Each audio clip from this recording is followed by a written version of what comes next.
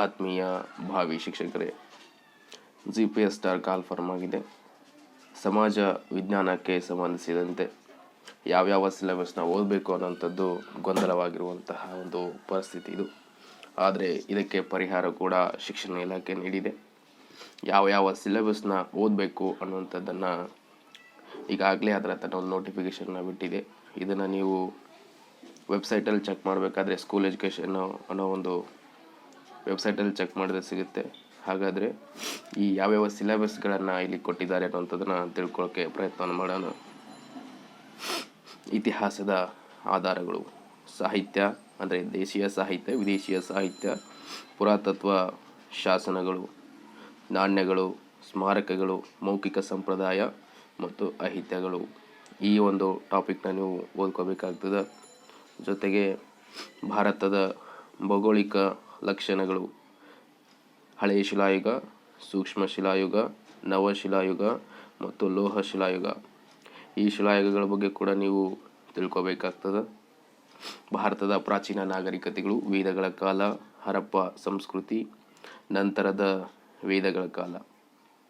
ಇಲ್ಲಿ ನೋಡಿ, ಈ ಪ್ರಾಚೀನ ನಾಗರಿಕತೆಗಳಂದಾಗ ಈಜಿಪ್ಟ್ನ ನಾಗರಿಕತೆ ಬರ್ತದೆ, ಮೆಸೊಪೊಟೇಮಿಯಾ ನಾಗರಿಕತೆ ಬರ್ತದೆ, ಚೀನಾ ನಾಗರಿಕತೆ, ರೋಮ್ ಮತ್ತು ಅಮೇರಿಕಾದ ನಾಗರಿಕತೆಗಳು ಬರ್ತವೆ. ಪ್ರತಿಯೊಂದು ನಾಗರಿಕತೆಗಳು ಬಹಳ ಪ್ರಮುಖ ಅನ್ನಿಸ್ತವೆ. ಹಾಗಾಗಿ ಎಲ್ಲ ನಾಗರಿಕತೆಗಳ ಬಗ್ಗೆ ನೀವು ಅರ್ಥೈಸ್ಕೊಳ್ಬೇಕಾಗ್ತದೆ. ಈಗಾಗಲೇ ನಾನು ಈಜಿಪ್ಟ್ನ ನಾಗರಿಕತೆ ಬಗ್ಗೆ ಈಗಾಗಲೇ ಒಂದು ವಿಡಿಯೋನ ಮಾಡಿದ್ದೀನಿ. ಅದನ್ನು ನೋಡ್ಕೊಂಬನ್ನಿ. ಮುಂದಿನ ದಿನವನಗಳಲ್ಲಿ ಈ ಎಲ್ಲ ಒಂದು ನಾಗರಿಕತೆಗಳ ಬಗ್ಗೆ ವಿಡಿಯೋಗಳನ್ನ ಮಾಡ್ತೀನಿ. ಭಾರತದ ಮತ್ತು ಹೊರಗಿನ ಪ್ರಪಂಚ ಅಂದರೆ ಕ್ರೈಸ್ತ ಧರ್ಮ ಮತ್ತು ಇಸ್ಲಾಂ ಧರ್ಮದ ಯುದ್ಧಗಳಲ್ಲಿ ಅರಬ್ಬರು ಮತ್ತು ಮಂಗೋಲನ್ನರು ಮತ್ತು ಟರ್ಕರು ಮತ್ತು ಅವರ ವ್ಯಾಪಾರ ಯಾವ ರೀತಿಯಾಗಿತ್ತು ಅನ್ನೋಂಥದ್ದನ್ನು ಕೂಡ ಇಲ್ಲಿ ತಿಳ್ಕೋಬೇಕು. ಭಾರತಕ್ಕೆ ಯುರೋಪಿಯನ್ನರ ಆಗಮನ ಯಾವ ರೀತಿಯಾಗಿ ಆಗಮನ ಆಗ್ತದೆ ಮತ್ತು ಪುನರುಜ್ಜೀವನದ ಮಾನವತಾವಾದ, ಕಲೆ, ವಾಸ್ತುಶಿಲ್ಪ, ವಿಜ್ಞಾನ ಸುಧಾರಣೆ ಮತ್ತು ಭೌಗೋಳಿಕ ಅನ್ವೇಷಣೆಗಳ ಬಗ್ಗೆ ಕೂಡ ತಿಳ್ಕೋಬೇಕು. ಭಾರತಕ್ಕೆ ಯುರೋಪಿಯನ್ ಆಗಮನ, ಇಲ್ಲಿ ಪೋರ್ಚುಗೀಸರು, ಡಚ್ಚರು, ಇಂಗ್ಲೀಷರು, ಈಸ್ಟ್ ಇಂಡಿಯಾ ಕಂಪನಿಗಳು, ಫ್ರೆಂಚ್ ಈಸ್ಟ್ ಇಂಡಿಯಾ ಕಂಪನಿ ಬಗ್ಗೆ ಕೂಡ ನೀವು ತಿಳ್ಕೊಬೇಕಾಗ್ತದೆ. ತುಂಬ ವಿವರಣಾತ್ಮಕವಾಗಿ ತಿಳ್ಕೊಬೇಕಾಗ್ತದೆ. ಗ್ರೀಕರ ಆಗಮನ, ಇಲ್ಲಿ ಮೌರ್ಯರು ಬರ್ತಾರೆ, ಚಂದ್ರಗುಪ್ತ, ಕೌಟಿಲ್ಯ, ಅಶೋಕನ ಆಡಳಿತ, ಕುಶಾನರು, ಇವರ ಬಗ್ಗೆ ಸಂಪೂರ್ಣವಾಗಿ ತಿಳ್ಕೊಬೇಕಾಗ್ತದೆ. ಯಾಕಪ್ಪ ಅಂದರೆ 18 ಜಾನಪದಗಳ ನಂತರ ಹುಟ್ಟಿಕೊಂಡ ಒಂದು ಮೌರ್ಯರು ಆಗಿರ್ಬೋದು, ಅಶೋಕನ ಶಾಸನಗಳ ಬಗ್ಗೆ, ಕೌಟಿಲ್ಯನ ಒಂದು ಗ್ರಂಥ ಆಗಿರ್ಬೋದು, ಒಂದು ಬೆಳ್ಳಿಯ ನಾಣ್ಯಗಳನ್ನು ಪ್ರಥಮವಾಗಿ ಟಂಕಿಸಿದಂತಹ ಒಂದು ರಾಜಮನೆತನ ಕುಶಾನರ ಮನೆತನ, ಗುಪ್ತರಾಗಿರ್ಬೋದು, ವರ್ಧನರಾಗಿರ್ಬೋದು, ಚೋಳರಾಗಿರ್ಬೋದು, ಶಾತವಾಹನರು, ಕದಂಬರು, ಗಂಗರು, ಬಾದಾಮಿಯ ಚಾಲುಕ್ಯರು, ಕಂಚಿಯ ಪಲ್ಲವರು, ರಾಷ್ಟ್ರಕೂಟರು, ಕಲ್ಯಾಣಿ ಚಾಲುಕ್ಯರು, ಹೊಯ್ಸಳರ ಅವರ ಕೊಡುಗೆಗಳು, ಸಾಹಿತ್ಯ, ಕಲೆ ಮತ್ತು ವಾಸ್ತುಶಿಲ್ಪ. ಈ ರಾಜಮನೆತನಗಳ ಜೊತೆಗೆ ಅವರು ಮಾಡಿರುವಂತಹ ಕಲೆ, ವಾಸ್ತುಶಿಲ್ಪ, ಸಾಹಿತ್ಯಕ್ಕೆ ಏನೇನು ಕೊಡುಗೆಗಳನ್ನು ಕೊಟ್ಟಿದ್ದಾರೆ ಎಂಬುವಂಥದ್ದನ್ನು ಕೂಡ ನೀವು ಅರ್ಥೈಸ್ಕೊಂಡು ಅವುಗಳನ್ನ ಸಂಪೂರ್ಣವಾಗಿ ತಿಳ್ಕೋಬೇಕು. ಭಾರತದ ಧಾರ್ಮಿಕ ಸುಧಾರಕರು, ಇಲ್ಲಿ ಶಂಕರಾಚಾರ್ಯರು, ರಾಮಾನುಜಾಚಾರ್ಯರು, ಮಧ್ವಾಚಾರ್ಯರು, ಬಸವೇಶ್ವರ ಅವರ ಕೃತಿಗಳು, ತತ್ವಗಳು, ಬೋಧನೆಗಳು. ಇಲ್ಲಿ ದ್ವೈತ ಸಿದ್ಧಾಂತ, ಅದ್ವೈತ ಸಿದ್ಧಾಂತ, ಶಕ್ತಿ ಸಿದ್ಧಾಂತ ಇವುಗಳ ಬಗ್ಗೆ, ಅವರ ಕೃತಿಗಳ ಬಗ್ಗೆ ತಿಳ್ಕೋಬೇಕು. ತತ್ವಗಳು ಜೊತೆಗೆ ಬೋಧನೆಗಳು, ಅವ್ರು ಯಾವ್ಯಾವ ರೀತಿಯಾಗಿ ಬೋಧನೆಯನ್ನು ಮಾಡಿದರು ಅನ್ನುವಂಥದ್ದನ್ನು ಕೂಡ ನೀವು ಇಲ್ಲಿ ತಿಳ್ಕೋಬೇಕಾಗ್ತದೆ. ಅದೇ ರೀತಿಯಾಗಿ ಭಕ್ತಿ ಚಳವಳಿ ಅಂತ ಕೂಡ ಇಲ್ಲಿ ಹೇಳ್ತೀವಿ. ಸ್ವಾತಂತ್ರ್ಯ ಹೋರಾಟ ಯಾವ ರೀತಿಯಾಗಿ ಇಲ್ಲಿ ಇತ್ತು, ಅದೇ ರೀತಿಯಾಗಿ ಇಲ್ಲಿ ಭಕ್ತಿ ಚಳವಳಿ ಕೂಡ ಒಂದು ಭಾಳ ಪ್ರಮುಖವಾಗಿರುವಂಥ ಒಂದು ಪಾತ್ರವನ್ನು ಇಲ್ಲಿ ವಹಿಸ್ತದೆ. ಇಲ್ಲಿ ಕಬೀರರು, ಚೈತನ್ಯರು, ತುಳಸಿದಾಸರು, ರಮಾನಂದರು, ಗುರುನಾನಕರು, ಮೀರಾಬಾಯಿ, ಪುರಂದರದಾಸರು, ಕನಕದಾಸರು, ಶಿಶುನಾಳ ಶರೀಫ, ಸೂಚಿ, ಚಸ್ತಿ ಮತ್ತು ಅಂಡಾಳವರು, ಆಮೇಲೆ ಅಕ್ಕ ಮಹಾದೇವಿಯವರು, ಇವರು ಒಂದು ಭಕ್ತಿ ಪರಂಪರೆಯ ಮಹಾನ್ ವ್ಯಕ್ತಿಗಳಾಗಿದ್ದಾರೆ. ಇವರ ಒಂದು ಬರೆದಿರುವಂಥ ಕೃತಿಗಳು, ಆಮೇಲೆ ಇವರ ಕಾವ್ಯಗಳಾಗಿರ್ಬೋದು, ಇವರು ಆ ಹೇಳಿಕೆ ಕೊಟ್ಟಿರುವಂಥ ಹೇಳಿಕೆಗಳಾಗಿರ್ಬೋದು, ಇವುಗಳ ಬಗ್ಗೆ ಸಂಪೂರ್ಣವಾಗಿರುವಂಥ ಮಾಹಿತಿಯನ್ನು ತಿಳ್ಕೊಬೇಕಾಗ್ತದೆ. ಮಧ್ಯಯುಗದಲ್ಲಿ ಯುರೋಪ್ ಅಂದರೆ ಊಳಿಗಮಾನ್ಯ ಪದ್ಧತಿ, ಅನುಕೂಲಗಳು ಮತ್ತು ದೋಷಗಳು ಯಾವ ರೀತಿಯಾಗಿ ಅದರ ಒಂದು ಸಂಪೂರ್ಣವಾಗಿರುವಂತಹ ಒಂದು ಭಾಗವನ್ನು ತಿಳ್ಕೊಬೇಕಾಗ್ತದೆ. ಅನುಕೂಲಗಳು ಮತ್ತು ದೋಷಗಳ ಬಗ್ಗೆ ಕೂಡ ಮೆರಿಟ್ಸ್ ಆ್ಯಂಡ್ ಡಿಮೆರಿಟ್ಸ್ ಅಂತ ಹೇಳ್ತೀವಿ, ಅದ್ರ ಬಗ್ಗೆ ತಿಳ್ಕೊಬೇಕು. ಆಮೇಲೆ ಪುನರುಜ್ಜೀವನ ಹೇಳ್ತೀವಿ, ನವೋದಯದ ಕಾಲ ಅಂತ ಕೂಡ ನಾವಿಲ್ಲಿ ಅದನ್ನು ಕರಿತೀವಿ. ಅದ್ರ ಬಗ್ಗೆ ಕೂಡ ಸಂಪೂರ್ಣವಾಗಿ ನೀವು ತಿಳ್ಕೊಬೇಕು. ಭೌಗೋಳಿಕ ಅನ್ವೇಷಣೆಗಳು, ಕೈಗಾರಿಕಾ ಅಂದರೆ ಕ್ರಾಂತಿ, ಯಾವ ರೀತಿಯಾಗಿ ಕೈಗಾರೀಕರಣ ಆಯಿತು ಅನ್ನೋಂಥದ್ದು, ಜೊತೆಗೆ ಕೈಗಾರಿಕವಾಗಿ ಕೂಡ ಇಲ್ಲಿ ನೀವು ತಿಳ್ಕೊಬೇಕು. ನೋಡಿ, ಅದೇ ರೀತಿಯಾಗಿ ಜರ್ಮನಿನ ಏಕೀಕರಣ, ಇಟಲಿ ಕ್ರಾಂತಿ ಮತ್ತು ಸ್ವತಂತ್ರ ಸಂಗ್ರಾಮ ಯಾವ ರೀತಿಯಾಗಿ ಆಯಿತು ಹಂತ ಹಂತವಾಗಿ ಅನ್ನೋಂಥದ್ದನ್ನು, ಜೊತೆಗೆ ಇಲ್ಲಿ 9ನೇ ಶತಮಾನದಿಂದ 14ನೇ ಶತಮಾನದವರೆಗೆ ಭಾರತ, ಇಲ್ಲಿ ರಜಪೂತರ ಉದಯ, ಟರ್ಕಿಶ್ ಮೊದಲಾದ ಗಜ್ನಿ, ಮೊಹಮ್ಮದ್ ಗೋರಿ, ದೆಹಲಿ ಸುಲ್ತಾನರು, ಆಮೇಲೆ ಎಲ್ಲ ಒಂದು ಸಂತತಿ ಏನಿತ್ತು, ಖಿಲ್ಜಿ ಸಂತತಿ, ತುಘಲಕ್ ಸಂತತಿ, ಲೋಧಿ ವಂಶ, ಆಮೇಲೆ ಅವರ ಆಡಳಿತ, ಕಲೆ, ವಾಸ್ತುಶಿಲ್ಪ, ಸಾಮಾಜಿಕ ವ್ಯವಸ್ಥೆ ಮತ್ತು ಸೈನಿಕ ಸುಧಾರಣೆಗಳು ಪ್ರಮುಖವಾಗಿ ಅವರು ಮಾಡಿರುವಂಥ ಕಾರ್ಯಗಳಾಗಿರ್ಬೋದು. ಇಲ್ಲಿ ಸಿಸ್ದಾ ಮತ್ತು ಪೈಬೋಜ್ನ ಒಂದು ಪದ್ಧತಿಯನ್ನು ಯಾರು ಅನ್ವಯಿಸ್ತಿದ್ರು, ಯಾವ ಒಂದು ಆಡಳಿತದಲ್ಲಿ ಅನ್ವಯಿಸ್ತಿದ್ರು ಅದನ್ನು ನಾವು ತಿಳ್ಕೊಬೇಕಾಗ್ತದೆ. ಆಮೇಲೆ ಗಜ್ನಿಯ ದಾಳಿಗಳು, ಗೋರಿಯ ದಾಳಿಗಳ ಬಗ್ಗೆ, ಅವರ ಕಲೆ ಮತ್ತು ವಾಸ್ತುಶಿಲ್ಪ ಆಗಿರ್ಬೋದು, ಅವರ ದಾಳಿಯಿಂದ ಆಗಿರುವಂತಹ ಒಂದು ಮೆರಿಟ್ಸ್ನ ಡಿಮೆರಿಟ್ಸ್ ಬಗ್ಗೆನೂ ಕೂಡ ನೀವು ಇಲ್ಲಿ ತಿಳ್ಕೊಬೇಕಾಗ್ತದೆ. ಆಮೇಲೆ ವಿಜಯನಗರ ಸಾಮ್ರಾಜ್ಯ, ವಿಜಯನಗರ ಸಾಮ್ರಾಜ್ಯದಲ್ಲಿ ಸಂಗಮ, ಸಾಳುವ, ತುಳುವ, ಅರವಿಡು ರಾಜವಂಶ ಬಗ್ಗೆ ಬರ್ತದೆ. ಇಲ್ಲಿ ಹಲವಾರು ರಾಜಮನೆತನಗಳಲ್ಲಿ ಪ್ರಮುಖರು ತಮ್ಮದೇ ಆಗಿರುವಂಥ ಒಂದು ಸಾಧನೆಯನ್ನು ಮಾಡಿದ್ದಾರೆ. ಇವರಲ್ಲಿ ಇರುವಂಥ ಪ್ರಮುಖ ರಾಜರಲ್ಲಿ ಇರುವಂಥ ಅವರ ಬಿರುದುಗಳಾಗಿರ್ಬೋದು, ಅವರು ಮಾಡಿರುವಂಥ ಸೈನಿಕ ಸಾಧನೆಗಳಾಗಿರ್ಬೋದು, ಜೊತೆಗೆ ಇಲ್ಲಿ ಒಂದು ಅವರು ಕೊಟ್ಟಿರುವಂಥ ಕೊಡುಗೆಗಳ ಬಗ್ಗೆ ಕೂಡ ನೀವು ತಿಳ್ಕೊಬೇಕಾಗ್ತದೆ. ಅದರ ಜೊತೆಗೆ ಬಹುಮನಿ ರಾಜ್ಯ, ವಿಜಯನಗರ ಸಾಮ್ರಾಜ್ಯದ ಒಂದು ತುಂಗಭದ್ರಾ ನದಿಯ ದಂಡ ದಕ್ಷಿಣ ಭಾಗದಲ್ಲಿ ವಿಜಯನಗರ ಸಾಮ್ರಾಜ್ಯ ಸ್ಥಾಪನೆ ಆದರೆ, ಉತ್ತರದ ಭಾಗದಲ್ಲಿ ಬಹುಮನಿ ಸಾಮ್ರಾಜ್ಯ ಸ್ಥಾಪನೆ ಆಗುತ್ತೆ. ಇಲ್ಲಿ ಕೂಡ ಮೊಹಮ್ಮದ್ ಗವಾನ ಮತ್ತು ಸಾಮ್ರಾಜ್ಯಗಳ ಉದಯ, ಬಹುಮನಿ ಸುಲ್ತಾನರ ಅವನತಿ ಮತ್ತು ವಾಸ್ತುಶಿಲ್ಪ ಕಲೆಗೆ ಅವರು ಕೂಡ ಒಂದು ತಮ್ಮದೇ ಆಗಿರುವಂಥ ಒಂದು ಛಾಪನ್ನು ಮೂಡಿಸಿದ್ದಾರೆ.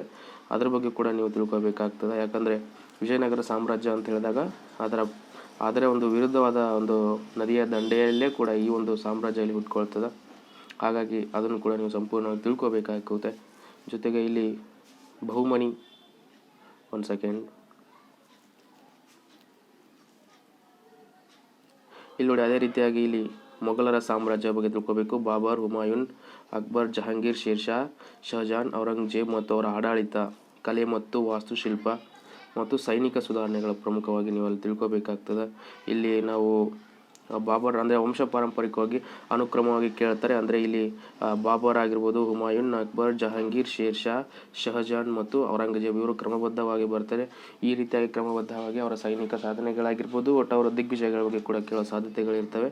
ಹಾಗಾಗಿ ಕ್ರಮಬದ್ಧವಾಗಿ ನಾವು ಓದ್ಕೊಳ್ಳಿ, ಯಾವುದೋ ಕನ್ಫ್ಯೂಸ್ ಮಾಡ್ಕೊಳಕ್ಕೆ ಹೋಗಬೇಡಿ. ಅದೇ ರೀತಿಯಾಗಿ ಇಲ್ಲಿ ಮರಾಠರು ಬರ್ತಾರೆ.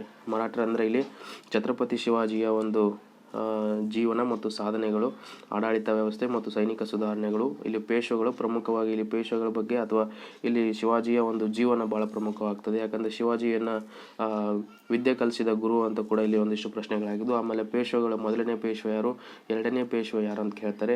ಇಲ್ಲಿ ಸೈನಿಕ ಸುಧಾರಣೆಗಳಲ್ಲಿ ಈತನು ಯಾವ ರೀತಿಯಾದ ಒಂದು ಯುದ್ಧ ತಂತ್ರ ನೀತಿಯನ್ನು ಹೊಂದಿದ್ದ ಅಂತಂದರೆ ಇಲ್ಲಿ ಗೆರಿಲ್ಲಾ ಯುದ್ಧ ರಣನೀತಿಯನ್ನು ಹೊಂದಿದ್ದ.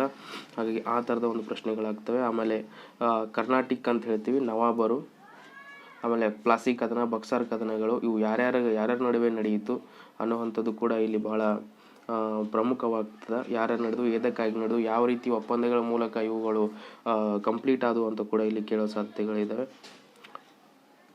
ಈ ರೀತಿಯಾಗಿ ನಿಮಗೆ ಏನಾಗುತ್ತೆ ಅಂದರೆ ಪ್ರಶ್ನೆಗಳು ರೈಸ್ ಆಗ್ತವೆ. ಆಮೇಲೆ ಆಂಗ್ಲರ ಉದಯ ಅಂತ ಕೂಡ ಹೇಳ್ಬೋದು. ಇಲ್ಲಿ ರಾಬರ್ಟ್ ಕ್ಲೈವ್, ಆಮೇಲೆ ವಾರನ್ ಹೆಸ್ಟಿಂಗ್, ಆಂಗ್ಲೋ ಮರಾಠ ಯುದ್ಧ, ಆಂಗ್ಲೋ ಸಿಖ್ ಯುದ್ಧಗಳು, ಆಂಗ್ಲೋ ಮೈಸೂರು ಯುದ್ಧ, ಬ್ರಿಟಿಷರ ಆಡಳಿತ, ಕಂದಾಯ, ಸೈನಿಕ ರಾಜಕೀಯ, ಈ ರೀತಿಯಾದ ಕ್ವಶನ್ಸ್ಗಳಾಗ್ತವೆ. ಇಲ್ಲಿ ರಾಬರ್ಟ್ ಕ್ಲೈವ್ ಆಗಿದ್ದು, ವಾರನ್ ಹೆಸ್ಟಿಂಗ್ ಆಗಿರ್ಬೋದು, ಇವರ ಒಂದು ಸಾಧನೆಗಳು, ಇವರು ಯಾವಾಗ ಭಾರತಕ್ಕೆ ಆಗಮಿಸಿದ್ರು ಅನ್ನೋಂಥ ಪ್ರಶ್ನೆಗಳು ಕೂಡ ಇಲ್ಲಿ ಸಾಮಾನ್ಯವಾಗಿ ಆಗ್ತವೆ. ಹಾಗಾಗಿ ಅವುಗಳ ಬಗ್ಗೆ ಸ್ವಲ್ಪ ಅರಿವಿರಲಿ ಅನ್ನೋಂಥದ್ದು. ಜೊತೆಗೆ ಇಲ್ಲಿ ಸಂಪೂರ್ಣವಾಗಿ ನೀವು ಏನು ಮಾಡ್ತೀರ ಅಂದರೆ ಆದಷ್ಟು ಒಂದು 5th ಇಂದ 10th ಸಿಲೆಬಸ್ ಅಂದರೆ ಏನು ಗೌರ್ಮೆಂಟ್ ಪುಸ್ತಕ ಇದೆ ಅವುಗಳನ್ನೇ ನೀವು ಏನು ಮಾಡಬೇಕಂದ್ರೆ ಮೊದಲನೇದಾಗಿ ಓದಬೇಕು. ಅದೇ ನಿಮಗೆ ಭದ್ರ ಬುನಾದಿ. ಯಾಕಂದರೆ ಇದೆಲ್ಲ ಒಂದು ಚಾಪ್ಟರ್ ಇರೋದೇ ಆ ಒಂದು ಬೇಸ್ ಮೇಲೆ ಇರೋದು. ಜೊತೆಗೆ ನೋಡಿ ಇಲ್ಲಿ ಒಡೆಯರ ಆಳ್ವಿಕೆ ಅಂತ ಹೇಳ್ತೀವಿ. ಮೈಸೂರು ಮನೆತನ, ಈ ಮೈಸೂರು ಮನೆತನದ ಒಂದು ಆಳ್ವಿಕೆ ಯಾವ ರೀತಿಯಾಗಿತ್ತು, ಇಲ್ಲಿ ಹೈದರಾಲಿ ಬರ್ತಾನೆ, ಟಿಪ್ಪು ಸುಲ್ತಾನ್ ಯಾವ ರೀತಿಯಾಗಿ ಇವರು ಅಧಿಕಾರಕ್ಕೆ ಬಂದರು ಈ ಒಂದು ಮೈಸೂರಿನ ಅರಮನೆಯಲ್ಲಿ, ಜೊತೆಗೆ ಯಾವ ರೀತಿಯಾಗಿ ತಮ್ಮ ಒಂದು ಯುದ್ಧಗಳು ಮಾಡ್ತಾರೆ, ಇಲ್ಲಿ ಬ್ರಿಟಿಷರ ವಿರುದ್ಧ ಹೋರಾಟವನ್ನು ಮಾಡಿದಂಥ ಮೊದಲನೇ ವ್ಯಕ್ತಿ ಹೈದರಾಲಿ. ಅದೇ ರೀತಿಯಾಗಿ ಅದನ್ನು ಮುಂದುವರ್ಸ್ಕೊಂಡು ಹೋಗ್ತಾನೆ ಟಿಪ್ಪು ಸುಲ್ತಾನ್. ಇಲ್ಲಿ ಹಲವಾರು ಒಪ್ಪಂದಗಳಾಗ್ತವೆ ಈ ಒಂದು ಬ್ರಿಟಿಷರ ಮಧ್ಯೆ ಮತ್ತು ಟಿಪ್ಪು ಸುಲ್ತಾನ್ ಮಧ್ಯೆ. ಅವುಗಳ ಬಗ್ಗೆ ನೀವು ಸಂಪೂರ್ಣವಾಗಿ ತಿಳಿದುಕೊಳ್ಳಿ. ಮೊದಲೇದಾಗಿ ನಾನು ಆಗಲೇ ಹೇಳಿದಾಗೆ ನೀವು 5th ಇಂದ 10th ಈ ಒಂದು ಪುಸ್ತಕಗಳನ್ನೇ ಮೊದಲು ಸರ್ಕಾರ ಪ್ರಕಟಿಸಿದಂಥ ಪುಸ್ತಕಗಳನ್ನ ಓದಿ, ಅದಾದಮೇಲೆ ನಿಮಗೆ ಟೈಮ್ ಇದ್ದರೆ 2nd PU ವರೆಗೂ ಕೂಡ ಓದಿ, ನಿಮಗೆ ತುಂಬ ಹೆಲ್ಪ್ ಆಗುತ್ತೆ. ಅದಾದ ತಕ್ಷಣ ನೀವು ಯಾವುದಾದ್ರೂ ಒಬ್ಬ ಸ್ಟ್ಯಾಂಡರ್ಡ್ ಬುಕ್ಸ್ಗಳನ್ನ ನೀವು ರೆಫರ್ ಮಾಡಿ. ಮೊದಲೇದಾಗಿ ಪ್ರಮುಖವಾಗಿರುವಂಥದ್ದೇ 6th to 10th. ಆಮೇಲೆ ಇಲ್ಲಿ ನಮ್ಮ ಈ ಮೈಸೂರು ಒಡೆಯರ ಆದ ತಕ್ಷಣ ಅಲ್ಲಿ ಒಂದು ದಲಿತರ ಚಳವಳಿ ಉಂಟಾಗುತ್ತಾ.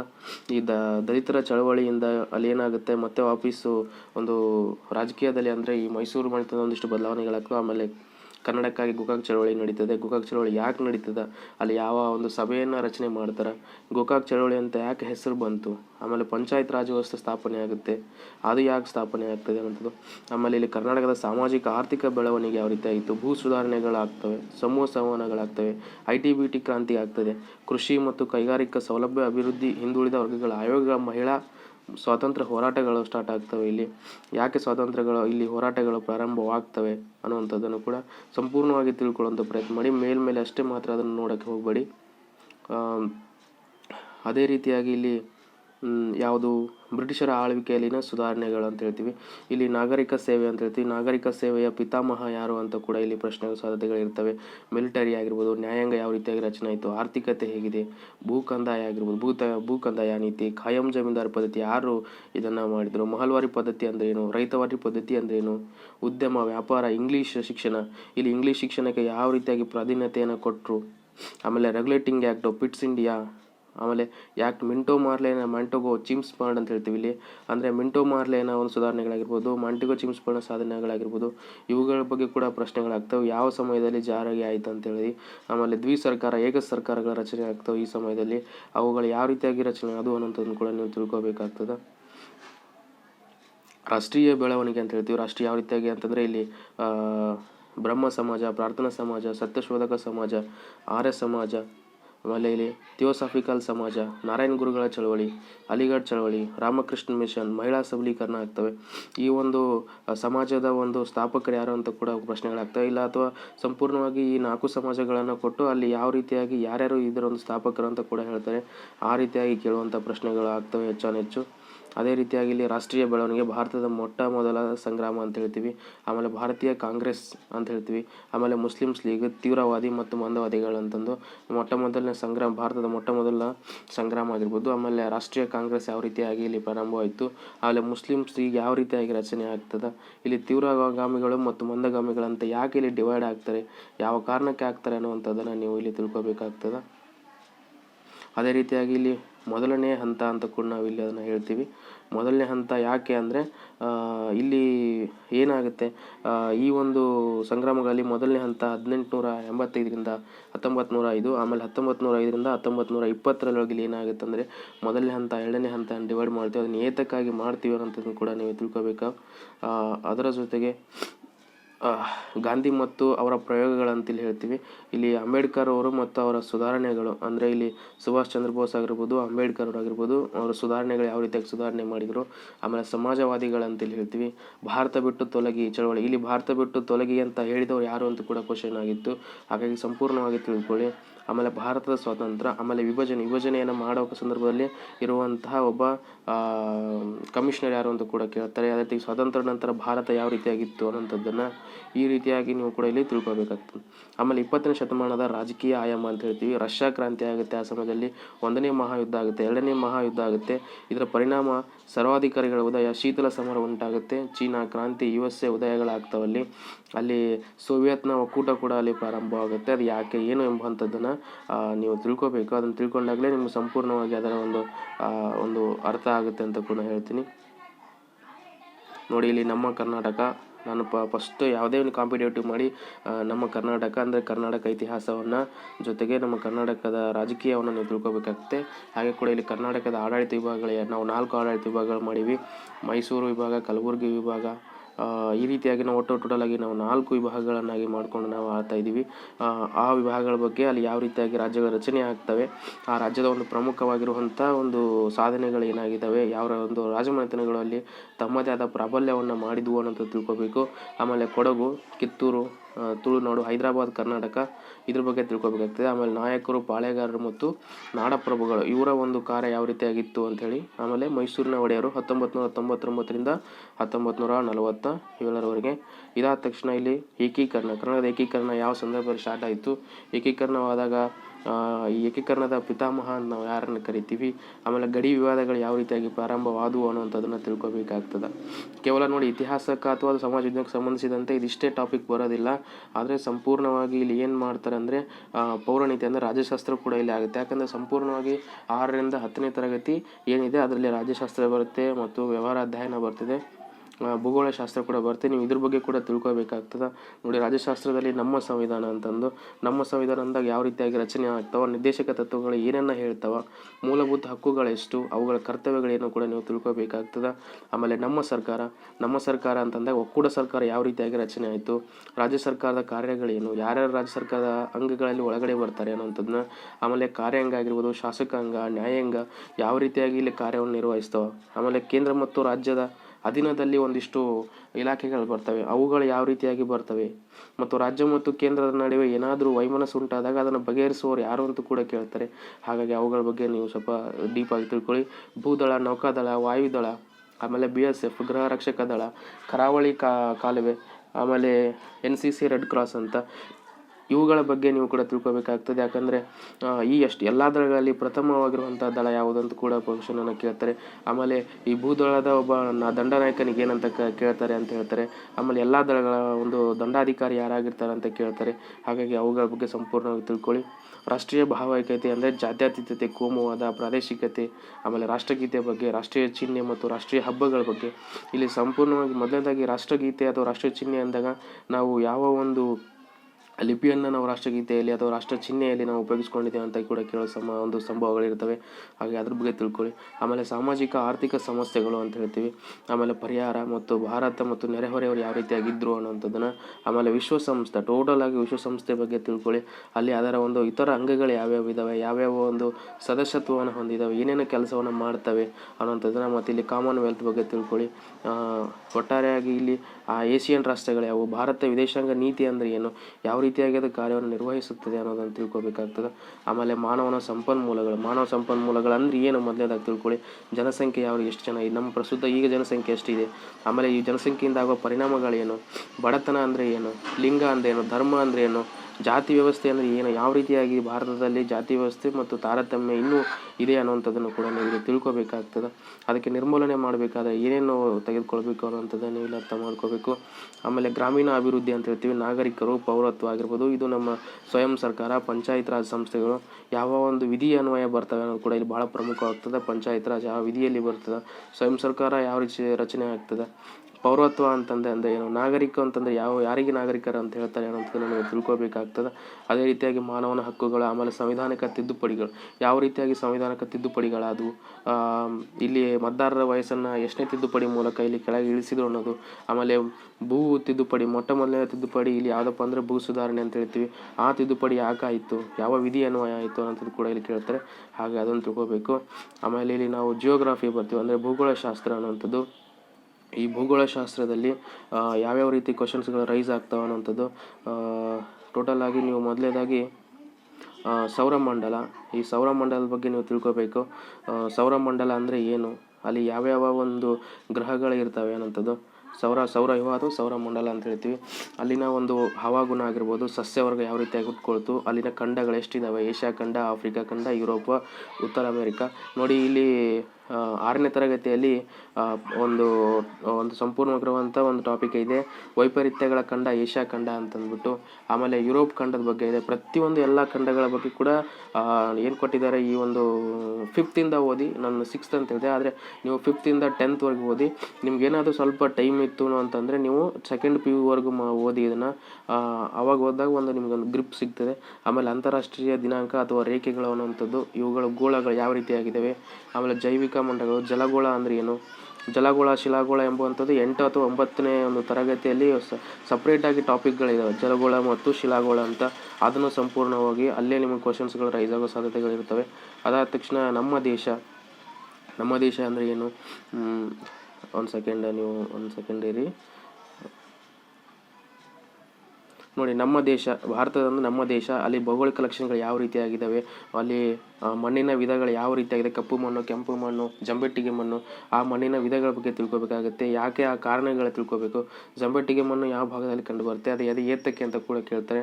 ಇದರಿಂದ ಪರಿಣಾಮಗಳಾಗಿ ಏನು ಯಾವ ಬೆಳೆಗಳನ್ನು ಬೆಳೀತಾರೆ, ಭಾರತದಲ್ಲಿ ಎಂಥ ರೀತಿಯಾದ ಕಾಡುಗಳು ಕಾಣ್ತವೆ, ಕಾಡಿನ ಸಂರಕ್ಷಣೆ ಹೇಗೆ ಮಾಡಬೇಕು, ಭೂ ಬಳಕೆಯ ಮಾದರಿ ಯಾವ ರೀತಿಯಾಗಿರಬೇಕು, ಖನಿಜ ಶಕ್ತಿಗಳು ಯಾವ್ಯಾವ ಇದಾವೆ ನಮ್ಮಲ್ಲಿ, ಬಾಕ್ಸೈಟ್ ಆಗಿರ್ಬೋದು, ಚಿನ್ನ ಆಗಿರ್ಬೋದು, ಈ ಕಲ್ಲಿದ್ದಲಾಗಿರ್ಬೋದು, ಎಲ್ಲಿ ನಮ್ಮ ಭಾಗದಲ್ಲಿ ಜಾಸ್ತಿ ಬೆಳೀತಾರೆ ಅದನ್ನು ಕೂಡ ಕೇಳ್ತಾರೆ. ಆಮೇಲೆ ಇಲ್ಲಿ ಏನಾಗುತ್ತೆ ಅಂದರೆ ಪ್ರಮುಖ ಕೈಗಾರಿಕೆಗಳ್ಯಾವು, ಪ್ರಾಕೃತಿಕ ವಿಕೋಪಗಳ ಕಾರಣ ಎದಕ್ಕೆ ಆಗ್ತವೆ, ಆಮೇಲೆ ಮುನ್ನೆಚ್ಚರಿಕೆ ಕ್ರಮಗಳು ಯಾವ ರೀತಿಯಾಗಿ ನಾವು ತಿಳ್ಕೊಬೇಕು ಅನ್ನೋಂಥದ್ದನ್ನು ಕೂಡ ಇಲ್ಲಿ ತಿಳ್ಕೊಬೇಕಾಗ್ತದೆ. ಆಮೇಲೆ ಪ್ರಮುಖವಾಗಿ ನಮ್ಮ ಕರ್ನಾಟಕ, ಇದು 6ನೇ ತರಗತಿಯಲ್ಲಿ ನಮ್ಮ ಕರ್ನಾಟಕದ ಬಗ್ಗೆ ಭಾಗ 1 ಭಾಗ 2ಗಳಲ್ಲಿ ಸಂಪೂರ್ಣವಾಗಿರುವಂಥ ನಮ್ಮ ಕರ್ನಾಟಕ ಅನ್ನೋ ಒಂದು ಟಾಪಿಕ್ನಲ್ಲಿ ಕೊಟ್ಟಿದ್ದಾರೆ. ಹಾಗಾಗಿ ಅದನ್ನು ಸ್ವಲ್ಪ ಓದ್ಕೊಳ್ಳಿ. ಅದರಲ್ಲಿ ರಾಜ್ಯವಾರಗಳು ಯಾವ ರೀತಿಯಾಗಿ ವಿಂಗಡಣೆ ಆದವು ಅನ್ನೋಂಥದ್ದನ್ನು ಕೊಟ್ಟಿದ್ದಾರೆ. ನೀವು ಏನು ಮಾಡಬೇಕಂದ್ರೆ ನಮ್ಮ ಕರ್ನಾಟಕದಲ್ಲಿ ಏನಂದರೆ ಎಷ್ಟನೇ ಸ್ಥಾನದಲ್ಲಿದೆ, ವಿಸ್ತೀರ್ಣ ಏನಿದೆ, ಭೌಗೋಳಿಕ ವಿಭಾಗಗಳು ಎಷ್ಟು ವಿಭಾಗಗಳಾಗಿ ಮಾಡ್ಕೊಂಡಿವಿ, ಆಮೇಲೆ ಅದರ ಪ್ರಮುಖವಾಗಿ ಮೊದಲಾಗಿ ಮಣ್ಣಿನ ವಿಧಗಳು ತಿಳ್ಕೊಳ್ಳಿ, ಯಾಕಂದರೆ ಭಾಳ ಕ್ವಶನ್ ರೈಸ್ ಇಲ್ಲಿಂದ ಆಗ್ತದೆ. ಆಮೇಲೆ ಸಸ್ಯವರ್ಗ ಮತ್ತು ಪ್ರಾಣಿ ಸಂಪತ್ತು ಬಗ್ಗೆ ತಿಳ್ಕೊಳ್ಳಿ. ನಮ್ಮ ಕರ್ನಾಟಕ ಅಂದಾಗ ನಾವು ಸಂಪೂರ್ಣವಾಗಿ ಎಲ್ಲ ಒಂದು ತಿಳ್ಕೊಬೇಕು, ಯಾಕಂದ್ರೆ ನಾವು ಕರ್ನಾಟಕದವರಾಗೋದ್ರಿಂದ ನಮ್ಮ ಕರ್ನಾಟಕದ ವಿಶೇಷತೆಯ ಬಗ್ಗೆ ನಾವು ತಿಳ್ಕೊಂಡಿರಲೇಬೇಕು. ಹಾಗಾಗಿ ನೀವು ಅದರ ಬಗ್ಗೆ ತಿಳ್ಕೊಳ್ಳಿ.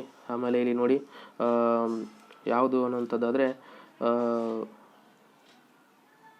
ಕರ್ನಾಟಕದ ಸಂಪನ್ಮೂಲಗಳು, ಜಲ ಮತ್ತು ಭೂ ಖನಿಜಗಳು, ಇದು 8ನೇ ತರಗತಿಯಲ್ಲಿದೆ.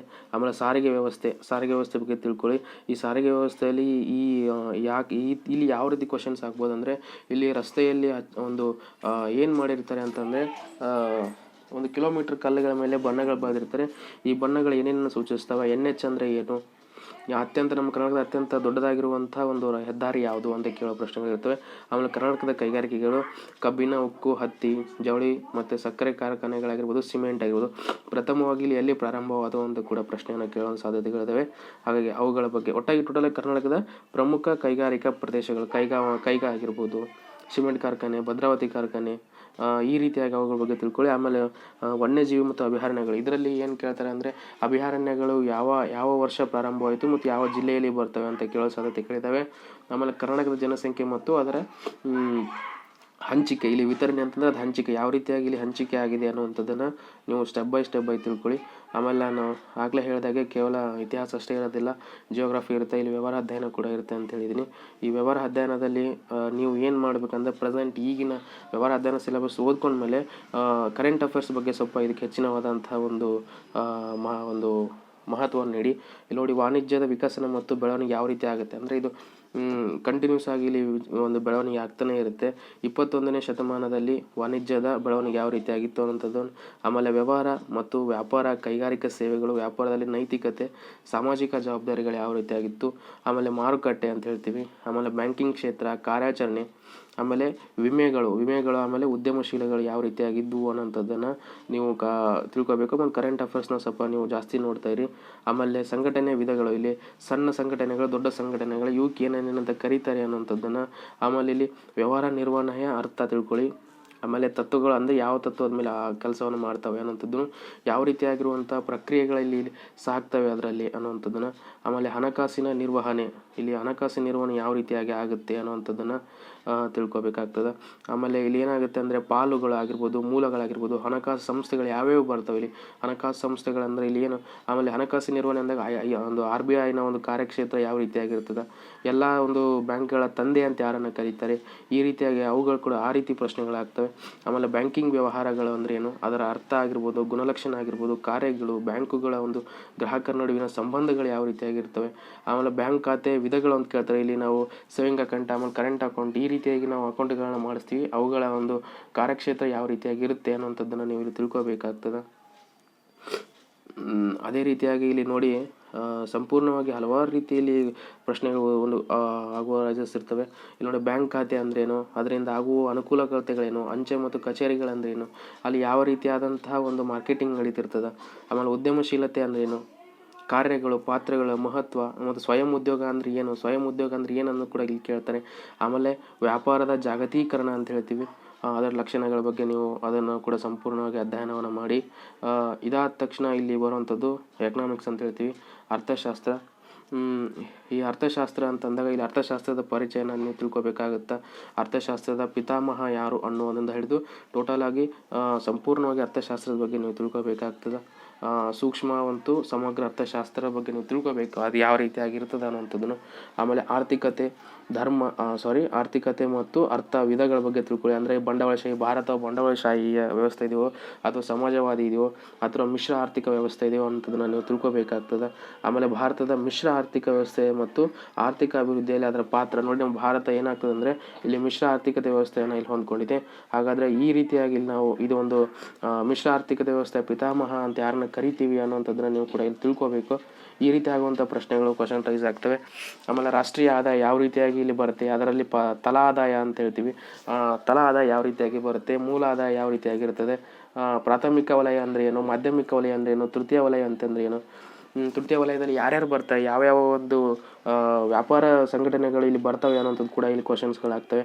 ಆಮೇಲೆ ಸಣ್ಣ ಕೈಗಾರಿಕೆಗಳು, ಈ ಸಣ್ಣ ಕೈಗಾರಿಕೆಗಳಲ್ಲಿ ಯಾವ್ಯಾವ ಬ್ಯಾಂಕ್ಗಳು ಕೂಡ ಸಾಲವನ್ನು ಕೊಡ್ತವೆ, ದೊಡ್ಡ ಕೈಗಾರಿಕೆಗಳಲ್ಲಿ ಯಾವ್ಯಾವ ಬ್ಯಾಂಕ್ಗಳು ಸಾಲ ಕೊಡ್ತವೆ ಅನ್ನೋಂಥದ್ದು ಕೂಡ ಇಲ್ಲಿ ಕ್ವಶನ್ಸ್ಗಳು ರೈಸ್ ಆಗೋ ಸಾಧ್ಯತೆಗಳಿರ್ತವೆ. ಈ ರೀತಿಯಾಗಿ ಅವುಗಳನ್ನು ಕೂಡ ನೀವು ಏನು ಮಾಡ್ಕೋಬೇಕಂದ್ರೆ ಇಲ್ಲಿ ತಿಳ್ಕೊಬೇಕಾಗ್ತದೆ. ಅದೇ ರೀತಿಯಾಗಿ ನೋಡಿ, ಒಂದು ಸೆಕೆಂಡ್ ಆಗಿರಿ. ಅದೇ ರೀತಿಯಾಗಿ ನೋಡಿ, ಇಲ್ಲಿ ಕೃಷಿ ಸಂಕಷ್ಟ, ಕೃಷಿ ಯಾವ ರೀತಿಯಾಗಿ ಸಂಕಷ್ಟದಲ್ಲಿ, ಅದಕ್ಕೆ ಕಾರಣಗಳೇನು, ಅದರ ಪರಿಹಾರ ಕ್ರಮಗಳೇನು, ಈ ರೀತಿಯಾಗಿ ಭಾರತದಲ್ಲಿ ಆರ್ಥಿಕ ಯೋಜನೆಗಳು ಯಾವ ರೀತಿಯಾಗಿ ಸಬಲೀಕರಣ ಆಗಿದಾವೆ, ಯಾವ ರೀತಿಯಾಗಿ ಇಲ್ಲಿ ಏನು ಡಿಮೆರಿಟ್ಸ್ಗಳನ್ನ ಹೊಂದಿದ್ದಾವೆ ಅಂತ ಅದು ಕೂಡ ಹೇಳ್ಬೋದು. ಆಮೇಲೆ ಇಲ್ಲಿ ನಾವು ಈಗ ಈ ಒಂದು ಫುಲ್ ಟೋಟಲ್ ಏನಾಗಿದೆ, ಉದಾರೀಕರಣ ಆಗಿದೆ, ಖಾಸಗೀಕರಣವಾಗಿದೆ, ಜಾಗತೀಕರಣಗಳಾಗಿದೆ, ಲಿಬ್ರಲೈಸೇಷನ್ ಅಂತ ನಾವು ಕರಿತೀವಿ. ಅದು ಯಾಕಾಗಿದೆ, ಅಲ್ಲಿ ಯಾವ ರೀತಿಯಾಗಿ ಅದು ತನ್ನ ಒಂದು ಕಾರ್ಯಕ್ಷೇತ್ರ ಹೊಂದಿದೆ, ಅಭಿವೃದ್ಧಿ ಯಾವ ರೀತಿ ಆಗಿದೆ, ಕೃಷಿ ಮತ್ತು ಗ್ರಾಮೀಣ ಯಾವ ರೀತಿ ಅಭಿವೃದ್ಧಿ ಆಗಿದೆ, ಕೈಗಾರಿಕಾ ಕ್ಷೇತ್ರಗಳು ಯಾವ ರೀತಿ ಅಭಿವೃದ್ಧಿ ಆಗಿದೆ ಅನ್ನುವಂಥದ್ದನ್ನು ನೀವು ಇಲ್ಲಿ ತಿಳ್ಕೊಬೇಕಾಗ್ತದೆ. ಅದೇ ರೀತಿಯಾಗಿ ಸಮಾಜಶಾಸ್ತ್ರ ಕೂಡ ಇಲ್ಲಿ ಬರುವಂಥದ್ದು. ನೋಡಿ, ಸಮಾಜಶಾಸ್ತ್ರ ಕೂಡ ಇಲ್ಲಿ ಬರ್ತದೆ. ಸಮಾಜಶಾಸ್ತ್ರ ಅಂದರೆ ಏನು, ಸಮಾಜಶಾಸ್ತ್ರ ಅನ್ನೋದು ಇದು ಒಂದು ಜನರಲ್ ಸಬ್ಜೆಕ್ಟ್, ಅಂದರೆ ಇದು ಸಾಮಾನ್ಯವಾಗಿ ನೀವು ತಿಳ್ಕೊಬಹುದು ಇದನ್ನು. ಆದರೂ ಕೂಡ ಇದ್ರ ಬಗ್ಗೆ ಒಂದಿಷ್ಟು ವ್ಯಾಖ್ಯಾನಗಳು ಕೂಡ ಇಲ್ಲಿ ಕೇಳ್ತಾರೆ. ಅಂದರೆ ಶಾಸ್ತ್ರ ಅಂದರೆ ಏನು, ಸಮಾಜಶಾಸ್ತ್ರದ ಪರಿಚಯ ಬಗ್ಗೆ ಇಲ್ಲಿ ಕೇಳ್ತಾರೆ, ವ್ಯಾಖ್ಯಾನಗಳು ಕೇಳ್ತಾರೆ.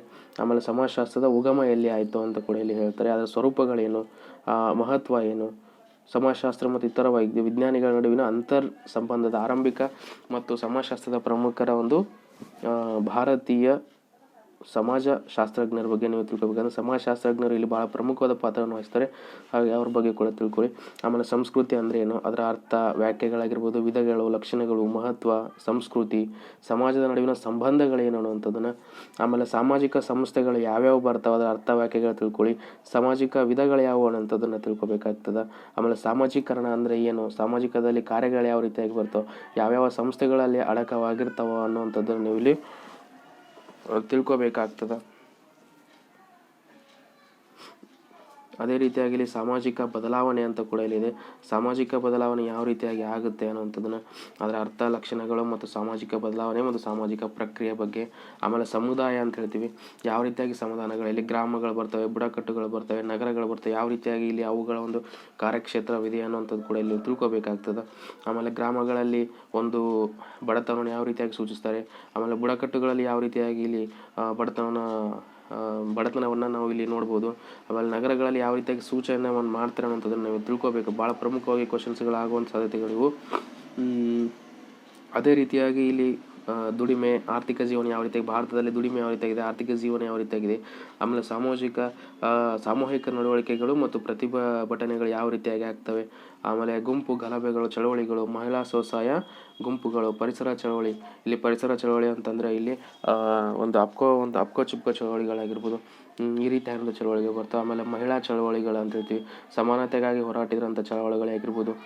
ಸ್ವಸಹಾಯ ಗುಂಪುಗಳು ಅಂತ ಕೂಡ ಹೇಳ್ತೀವಿ, ಇಲ್ಲಿ ಆ ಒಂದು ಗುಂಪುಗಳ ಒಂದು ಕಾರ್ಯದಕ್ಷತೆ ಏನು ಅಂತದನ್ನು. ಆಮೇಲೆ ಬಾಲಕಾರ್ಮಿಕರ ಒಂದು ನಿಷೇಧ ಕಾಯ್ದೆ ಯಾವಾಗ ಬಂತು, ಮಹಿಳಾ ದರ್ಜೆಯ ನಿಷೇಧ ಕಾಯ್ದೆ ಯಾವಾಗ, ವರದಕ್ಷಿಣೆ ಅಂದ್ರೇನು, ವರದಕ್ಷಿಣೆ ನಿಷೇಧ ಕಾಯ್ದೆ ಆಗಿರ್ಬೋದು, ಹೆಣ್ಣು ಭ್ರೂಣ ಹತ್ಯೆ ಒಂದು ನಿಷೇಧ ಕಾಯ್ದೆ, ಶಿಶು ಹತ್ಯೆ, ಆಮೇಲೆ ಇದರ ಪರಿಹಾರಗಳೇನು ಸರ್ಕಾರದಿಂದ ಅನ್ನುವಂಥದ್ದನ್ನು ಇಷ್ಟು ನೀವು ಏನು ಮಾಡಬೇಕಪ್ಪ ಅಂದರೆ ಓದ್ಕೋಬೇಕು. ಬಹಳ ಪ್ರಮುಖವಾಗಿ ಇಲ್ಲಿ ನೋಡಿ ಆ್ಯಡ್ ಮಾಡಿದ್ದಾರೆ. ಪರಾಮರ್ಶನ ಗ್ರಂಥಗಳು ಯಾವುದಂದರೆ ಕರ್ನಾಟಕ ಪಠ್ಯಪುಸ್ತಕ ಸಂಘದ 6ರಿಂದ 10ನೇ ತರಗತಿಯ ಒಂದು ಪಠ್ಯಪುಸ್ತಕಗಳು ಸರ್ಕಾರ ಅಂದರೆ ನಮ್ಮ ರಾಜ್ಯ ಸರ್ಕಾರ ಪ್ರಿಂಟ್ ಮಾಡುವಂಥ 6ರಿಂದ 10ನೇ ತರಗತಿ ಪುಸ್ತಕಗಳನ್ನ ಬಹಳ ನೀವು ಕೇರ್ಫುಲ್ಲಾಗಿ ಲೈನ್ ಬೈ ನೀವು ಓದ್ಕೊಂಡು ಸಂಪೂರ್ಣವಾಗಿ ಅರ್ಥ ಮಾಡ್ಕೊಳ್ಳಿ. ಜೊತೆಗೆ ನಿಮಗೆ ಸ್ವಲ್ಪ ಟೈಮ್ ಇತ್ತಪ್ಪ ಅಂದರೆ ನೀವು ಫಸ್ಟ್ ಪಿ ಯು ಮತ್ತು ನೀವು ಏನು ಮಾಡಬೇಕು, ಫಸ್ಟ್ ಪಿ ಯು ಮತ್ತು second P U first P U C ಮತ್ತು ಸೆಕೆಂಡ್ ಪಿ ಯು ಸಿಯ ಒಂದು ಪುಸ್ತಕಗಳನ್ನ ಕೂಡ ಓದಿ. ಅದಾದಮೇಲೆ ನಿಮ್ಗೆ ಇನ್ನೂ ಸ್ವಲ್ಪ ಇನ್ನೂ ಸ್ವಲ್ಪ ಓದಬೇಕು, ಇನ್ನೂ ಸ್ವಲ್ಪ ಡೆಪ್ತಾಗಿ ನಿಮ್ಗೆ ನಾಲೆಡ್ಜ್ಗಳು ಬೇಕಂದರೆ ಸ್ಟ್ಯಾಂಡರ್ಡ್ ಬುಕ್ಸ್ಗಳನ್ನ ಓದಿ. ಅಂದರೆ ಪರ್ಟಿಕ್ಯುಲರ್ ಆಗಿ ವಿಷಯಗಳ ಏನಿದೆ ಅವುಗಳ ಪ್ರಕಾರವಾಗಿ ನೀವು ಓದಿ. ಬಹಳ ಪ್ರಮುಖವಾಗಿ ನೀವು ಇಲ್ಲಿ 6th ಅಂತ ಕೊಟ್ಟಿದ್ದಾರೆ, 6thಕ್ಕಿಂತ ಬದಿ ನೀವು 5th ಸ್ಟಾರ್ಟ್ ಮಾಡಿ. ಯಾಕಂದರೆ 5th ಸ್ಟಾರ್ಟ್ ಮಾಡಿದರೆ ಅದೊಂದು ಸಂಪೂರ್ಣವಾಗಿರುವಂಥ ಒಂದು ಅಧ್ಯಯನ ಇದೆ. ಆಮೇಲೆ 6ನೇ ತರಗತಿಯಲ್ಲಿ ಪ್ರಮುಖವಾಗಿ ಇಲ್ಲಿ 6ನೇ ತರಗತಿಯಲ್ಲಿ ಏನಿದೆ ಬಹಳ ಒಂದು ಡೆಪ್ತ್ ಆಗಿರುವಂತಹ ಒಂದು ನಾಲೆಡ್ಜ್ ಇದೆ. ಹಾಗಾಗಿ ಅದನ್ನು ಕೂಡ ನೀವು ಓದ್ಕೊಳ್ಳಿ, ಆವಾಗ ನಿಮಗೆ ಸ್ವಲ್ಪ ಹೆಲ್ಪ್ ಆಗುತ್ತೆ. ಇಷ್ಟು ಏನಪ್ಪ ಅಂತಂದರೆ GPS ಸ್ಟಾರ್ ನೇಮಕಾತಿಗೆ ಸಮಾಜ ವಿಜ್ಞಾನ ವಿಷಯಕ್ಕೆ ಸಂಬಂಧಿಸಿದಂಥ ಒಂದು ಸಿಲೆಬಸ್ ಆಗಿತ್ತು. ಇದು ನಿಮಗೆ ಅರ್ಥ ಆಗಿದೆ ಅಂದ್ಕೊಳ್ತೀನಿ. ಇದರದ ಒಂದು ಕಾಪಿ ನಿಮಗೆ ಏನಾರು ಬೇಕಾಗಿತ್ತು ಅಂತಂದರೆ ನೀವು schooleducation.in ನೀವು ಗೂಗಲಲ್ಲಿ ಸರ್ಚ್ ಮಾಡಿದ್ರೆ ನಿಮಗೆ ಎಲ್ಲ ವಿಷಯಗಳಲ್ಲಿ ಸಿಗ್ತದೆ.